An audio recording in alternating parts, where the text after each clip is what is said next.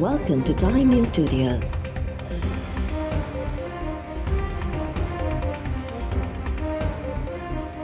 You are watching 4 PM Bulletin. अगर 3 ACR खराब होंगी तो फिर रिटायर किया जा सकता है। अगर प्ली बार्गेन किया रिटायर किया जा सकता है। अगर वॉलंटरी रिटर्न की यानी कि खुद पैसे वापस कर दिए जो करप्शन का इल्जाम है तो रिटायर किया जा सकता है। या कोई शख्स है वो ग्रेड 21 तक पहुंच गया है या पहुंच गई है लेकिन 3 दफा प्रमोशन बोर्ड हुआ और उनकी प्रमोशन नहीं हुई तो वो भी रिटायर किए जा सकते हैं। पाकिस्तान एडमिनिस्ट्रेटिव सर्विस और पाकिस्तान पुलिस सर्विस जो कि वफाक में भी नौकरी कर सकते हैं और सूबों में भी नौकरी कर सकते हैं। पहले शुरू में 3 साल की एलोकेशन होगी और 2 साल के लिए हार्ड एरियाज जिनको कहते हैं जो मुश्किल जगह पे वहाँ जाना पड़ेगा और कोई भी अफसर किसी भी सूबे में 10 साल से ज़्यादा नहीं रह सकता। अगर कोई अफसर जो है वो रोटेट नहीं होता या किसी सूबे में बैठा रहता है तो फिर वो प्रमोशन जो है वो ग्रेड 21 में प्रमोशन जो है नहीं होगी और ये पॉलिसी 1 जनवरी 2021 से लागू कर दी गई है। हाणे नैब सां प्ली बार्गेन कंदड़ ऑफिसर के रिटायर करे संदसि खिलाफ़ कार्रवाई कई वेंदी। प्रमोशन बोर्ड जंहिं ऑफिसर जी तरक़ीअ खे 3 भेरा रद्द कयो उनखे रिटायर कयो वेंदो ऐं कंहिं ऑफिसर जी ACR 3 भेरा ख़राब आई त उहो बि रिटायर थी वेंदो। वफ़ाक़ी काबीना सिविल सर्विसिज रिफॉर्म्स जे 6 सेक्शन्स में तरमीम जी मंज़ूरी ॾेई छॾी। नवां कानून 1 जनवरी खां लागू करण जो ऐलान। वफ़ाक़ी वज़ीर शफ़क़त महमूद चयो आहे त पाकिस्तान एडमिनिस्ट्रेटिव सर्विस ऐं पाकिस्तान पुलिस सर्विस जे ऑफिसर्स लाइ रोटेशन पॉलिसी जोड़ी वई आहे। को बि वफ़ाक़ी ऑफिसर हिक सूबे में 10 सालनि ताईं रहे थो ऐं ॿिए सूबे में बदिली नथो थिए त उनखे 21वें ग्रेड में तरक़ी न ॾिनी वेंदी। हुकूमत तरफ़ां ऑफिसर्स लाइ 2 साल वफ़ाक़ जे हार्ड एरियाज़ में ड्यूटी लाज़मी करार।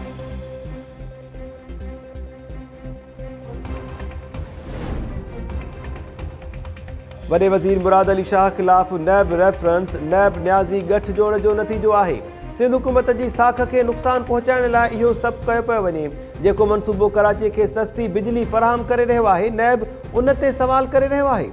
सिंध हुकूमत जे तर्जुमान मुर्तज़ा वहाब नासिर शाह ऐं सईद गनी जी प्रेस कॉन्फ्रेंस। मुर्तज़ा वहाब चयो आहे त नूरियाबाद पावर कंपनी ऐं Sindh transmission and dispatch company अरबे रुपया कमाए रहियूं आहिनि। अव्हां छा था चाहियो? छा वज़ीर कमु करणु छॾे ॾियनि? ॾुखियुनि हालतुनि खे मुंहुं ॾियणु ॼाणूं था। मुराद अली शाह नैब रेफरेंस जो कानून मूजिबि जवाबु ॾींदो। सईद गनी चयो त नाअहल हुकूमत खे वाउखो कंदड़नि ख़िलाफ़ नैब रेफरेंसिस दाख़िल थी रहिया आहिनि। नैब खे इमरान हुकूमत जी करप्शन छो नज़र नथी अचे?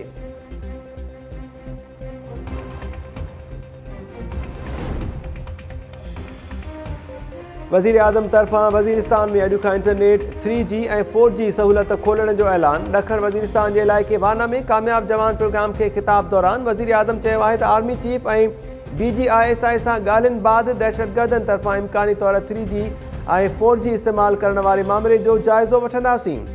ॾखण वज़ीरिस्तान में स्कूल्स कॉलेजिस ऐं यूनिवर्सिटीज़ बि खोलींदासीं।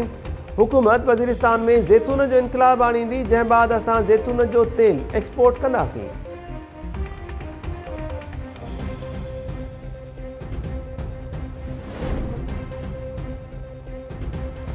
PTM जे वफ़द चीफ इलेक्शन कमिश्नर आॾो PTI फंडिंग केस बाबति याददाश्तनामो जमा कराए छॾियो। चीफ इलेक्शन कमिश्नर सां मुलाक़ात बाद नवाज़ लीग अॻवान अहसन इक़बाल ऐं पीपल्स पार्टी अॻवान राजा परवेज़ अशरफ चयो आहे त इमरान ख़ान परॾेही फंडिंग केस में 6 सालनि खां NRO ते हली रहियो आहे। हिन केस ते फ़ैसिलो आयो त इमरान ख़ान 24 कलाकनि में नाअहल थी वेंदो। PTI ख़िलाफ़ परॾेही फंडिंग केस जी जांच जल्द मुकमल थियणु घुरिजे। उमीद त इलेक्शन कमीशन केस खे शफ़ाफ़ नमूने उकलाईंदी।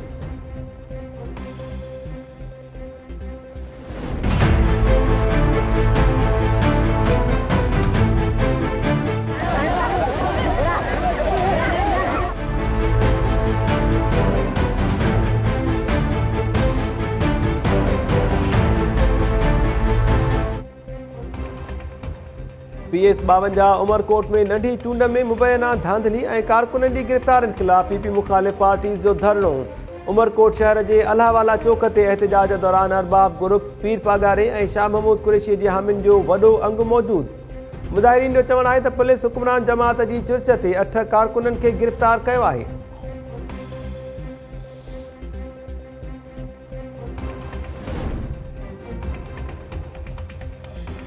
हाणे ही ड्रामो न हलंदो। गुम थियल माण्हुनि खे फौरी तौर आज़ाद करायो। हथकड़ी खणी अचो त जांच ऑफिसर खे जेल था मोकिलियूं। ऑफिसर्स खे जेल में विझण खां सवाइ ॿियो को रस्तो नाहे। सिंध हाई कोर्ट जा 2 शहरनि जी गुमशुदगी बाबति केस में रिमार्क्स ॿुधण दौरान जांच ऑफिसर जी रिपोर्ट रद्द। अदालत जांच ऑफिसर जा गिरफ़्तारी वारंट जारी करे छॾिया। जस्टिस नेमतुल्लाह फुलपोटो रिमार्क्स ॾींदे चयो त सेक्रेटरी दिफ़ा ऐं घरू सेक्रेटरी खे जेल मोकिले मिसाल क़ाइमु कयो वेंदो।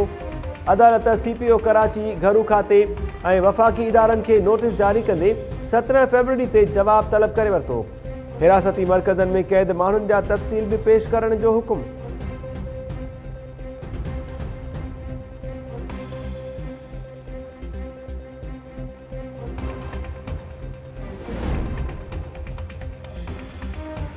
केर केॾो बि बाअसर हुजे, इलेक्शन कमीशन ते असर न पवंदो। तव्हां देर जा हर बात छो इस्तेमाल करे रहिया आहियो? तव्हांजे अहिड़नि कमनि जे करे असांखे ॿुधणो पवंदो आहे।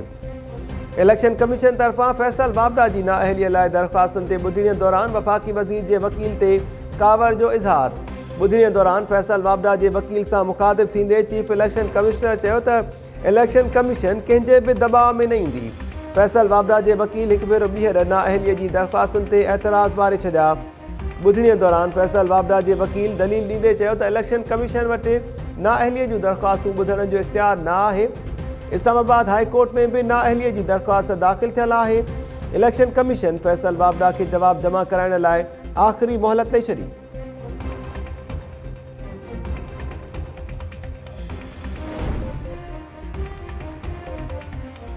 इलेक्शन कमीशन गोशवारनि ऐं फंड्स बाबति केस में पार्लियामेंट में मौजूदु समूरियुनि पार्टीज़ खे नोटिस जारी करे छॾिया। सियासी पार्टीज़ खे 24 फरवरी ते जवाब जमा कराइण जो हुकुम। चीफ इलेक्शन कमिश्नर जी सरबराही में केस जी ॿुधणीअ दौरान सियासी जमातुनि जे गोशवारनि जी छंड-छाण बाबति पॉलिटिकल फाइनेंस विंग पारां रिपोर्ट पेश। इलेक्शन कमीशन 19 सियासी पार्टीज़ खे नोटिस जारी कंदे जवाब तलब करे वरितो।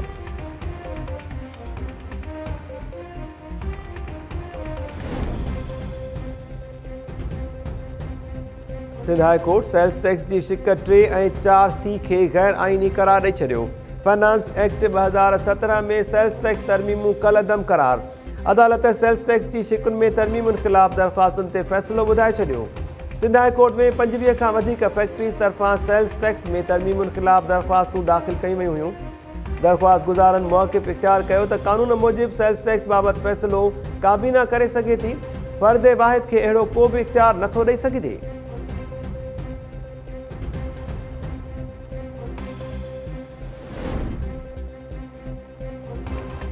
खैरपुर वेझो पुलिस ऐं धाड़ेलनि में मुबैना मुक़ाबले दौरान हिकु पुलिस अहलकार सिद्दीक़ नारे जो शहीद, केतिराई धाड़ेल ज़ख़्मी थियण जा इतला।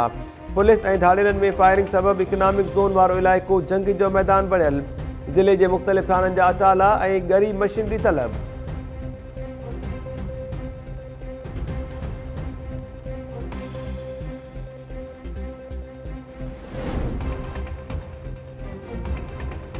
लाड़कानो में 11 इंसानी जानियूं गिड़काईंदड़ ओढ़ा जखरानी तकरार जो सर्किट हाउस में निबेरो। पुलिस सर्किट हाउस में वॉक थ्रू गेट्स लगाए छॾिया। वाधू नफ़री बि मुक़रर। MNA गौसबख्श महर ऐं मंज़ूर पंवर जी सरपंच में धुरनि में निबेरो थी रहियो आहे।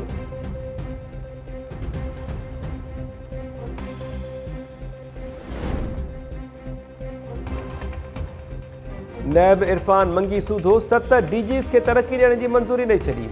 डेप्यूटी चेयरमैन हुसैन असगर जी सरबराही में प्रमोशन बोर्ड जे इजलास दौरान DGs खे तरक्की ॾियण जी मंज़ूरी ॾिनी वई। DG Lahore retired major Shahzad Saleem, DG NAB Sukkur Irfan Baig, DG NAB Multan Atiq Chaudhry, DG training Sultan Saleem ऐं DG हेडक्वार्टर्स फयाज़ कुरैशी खे 21 ग्रेड में तरक्की ॾिनी वेंदी। नैब तरफ़ां जल्द नोटिफिकेशन जारी करण जा इम्कान।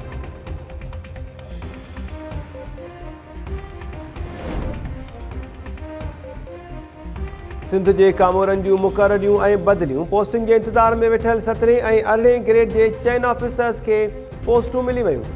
अनीस दश्ती गवर्नर सेक्रेटेरिएट में डेप्यूटी सेक्रेटरी मुक़रर। असगर घांगरो रिफॉर्म सपोर्ट यूनिट जो प्रोग्राम मैनेजर मुक़रर। 18 ग्रेड जे ज़ुल्फ़कार ख़ुश्क खे PDMA में रीजनल कोऑर्डिनेटर मुक़रर कयो वियो। आबपाशी खाते जो सेक्शन ऑफिसर फहद जागीरानी सिहत खाते में मुक़रर। चीफ मॉनिटरिंग ऑफिसर जबार राजपूत जूं ख़िदमतूं सुई सदरन गैस कंपनी हवाले। पोस्टिंग जे इंतज़ार में वेठल 17 ग्रेड जे रिज़वान ख़ान खे सिंध फूड अथॉरिटीअ में असिस्टेंट डायरेक्टर मुक़ररु कयो वियो। फुरकान लेगारी मीरपुर ख़ासि तालीम खाते में डेप्यूटी डायरेक्टर मुक़ररु। पोस्टिंग जे इंतज़ार में वेठल 18 ग्रेड जो आसिफ जान सिद्दीकी सिहत खाते में डेप्यूटी सेक्रेटरी मुक़ररु थी वियो। चीफ सेक्रेटरी जी मंज़ूरीअ बाद सर्विस एंड जनरल एडमिनिस्ट्रेशन खाते नोटिफिकेशन जारी करे छॾियो।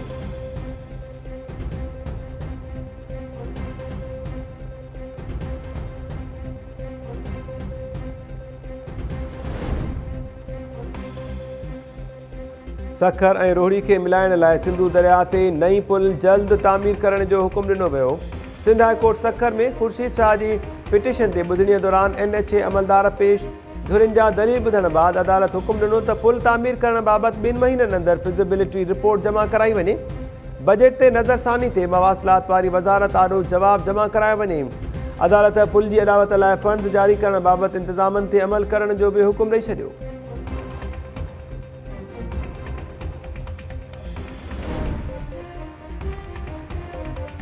जाम नवाज़ अली जे सूबाई तक PS 43 ते नंढी चूंड खां अॻु SSP सांघड़ उस्मान गनी जूं ख़िदमतूं वापसि। वफ़ाक़ी स्टेब्लिशमेंट डिवीज़न SSP सांघड़ उस्मान गनी जूं ख़िदमतूं बलोचिस्तान सरकार हवाले करे छॾियूं। PS 43 ते नंढी चूंड लाइ अणपूरा नामज़दगी फार्म मंज़ूर थियण ख़िलाफ़ उम्मीदवारनि खां जवाब तलब। सिंध हाई कोर्ट नंढी चूंड में हिसो वठंदड़ उम्मीदवारनि मोहम्मद असलम ऐं मोहम्मद मुश्ताक खे नए सिर नोटिस जारी करे छॾिया। दरख़्वास्त में अदालत के मोहम्मद असलम ऐं मोहम्मद मुश्ताक जा नामज़दगी कागज़ रद्द करण जी इस्तदा। PS 43 ते नंढी चूंड 16 फरवरी ते थी रही आहे।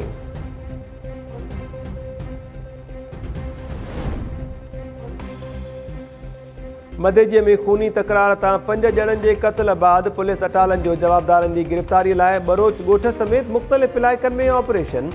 5 औरतूं खंभे वञण जो इल्ज़ाम। रहवासियुनि पारां पुलिस ते भञ-डाह ऐं तशद्दुद जा बि इल्ज़ाम। अमरोट पुलिस औरतुनि जी गिरफ़्तारीअ बाबति मौक़िफ़ ॾियण खां इनकार करे छॾियो। कुझु ॾींहं अॻु जुड़े जा दल बिरादरियुनि में झेड़े तां 5 ॼणा मारिजी विया हुआ। GDA MNA गौस बख्श महर झेड़ींदड़ धुरिन वटि पहुची वियो। गौस बख्श महर चयो त धुरिन खे ठाह लाइ चयो आहे। पुलिस पारां औरतुनि खे गिरफ़्तार करणु अफ़सोसनाक आहे।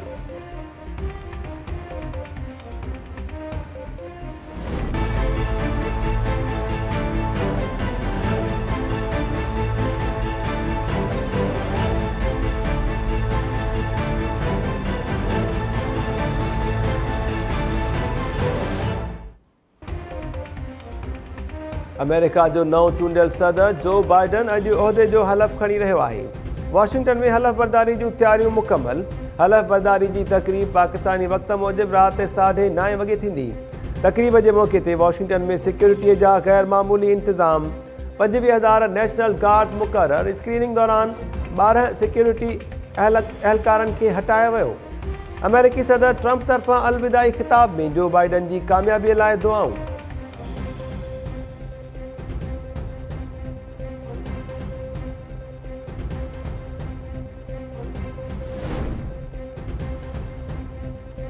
ऐं सिंध जे महान ॾाहे ऐं अवामी तहरीक जे सरबराह रसूल बख्श पलीजो जो अॼु 90हों जनम ॾींहुं मल्हायो पियो वञे।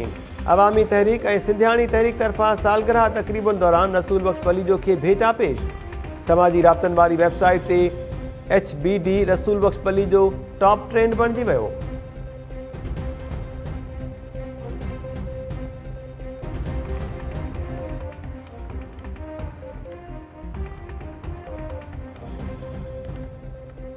अस्सलाम वालेकुम नाज़रीन, टाइम न्यूज़ में अवां खे वरी ख़ासि चओ था। मां आहियां महताब अली नूर। हाणे नज़र विझंदासीं